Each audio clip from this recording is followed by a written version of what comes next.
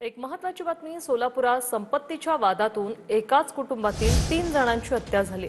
आई आणि 2 मुलांची तलवारीने वार करून हत्या करण्यात आली। गायत्री सुधाकर म्हस्के, 12वी शिकणारी प्रिया म्हस्के आणि 10वी शिकणारा शिवराय म्हस्के असं हत्या झालेल्या तिघांची नाव आहेत। सोलापूरच्या बोरामणी गावातील हा धक्कादायक प्रकार आहे। मध्यरात्री 12च्या सुमारास दिराने भाऊजे आणि पुतण्या-पुतणीवर तलवारीने हल्ला केला। दरम्यान संशयित आरोपी पप्पू म्हस्के हा फरार असून पोलिसांकडून शोध सुरू आहे। कोल्हापुरात मोठ्या भावाने लहान भावाची हत्या केलेली आहे। कोल्हापूर जिल्ह्यातील मलकापूर येथे ही घटना घडली। भावाच्या डोक्यात फरशी घालून हत्या करण्यात आली आणि मृत्यू झालेल्या व्यक्ती छत्तीसगड राज्यातील असल्याची माहिती आहे। महिला पोलीस अधिकाऱ्याला 28 लाखांची लाच घेताना अटक करण्यात आली। पुणे पोलीस आयुक्तालयात मोठा भ्रष्टाचार उघड झालाय। सहाय्यक पोलीस निरीक्षक वैशाली तोटेवारला रंगेहात अटक झाली। थेट पोलीस आयुक्तालयातच व्यवहार झाल्याने खळबळ। लाच नेमकी कोणासाठी घेतली याचा तपास लाचलुचपत प्रतिबंधक विभागाकडून सुरू आहे।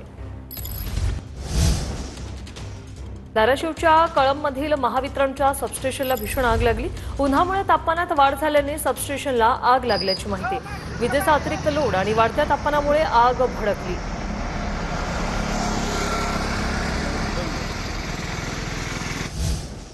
तर पुण्याच्या कर्वेनगर भागात वॉटर एटीएम मधून दूषित पाणी येत असल्याचा प्रकार। पुणे महापालिकेची वॉटर एटीएमवर कारवाई। पुणे महापालिकेने एटीएम मशीनचं कनेक्शनच बंद केले।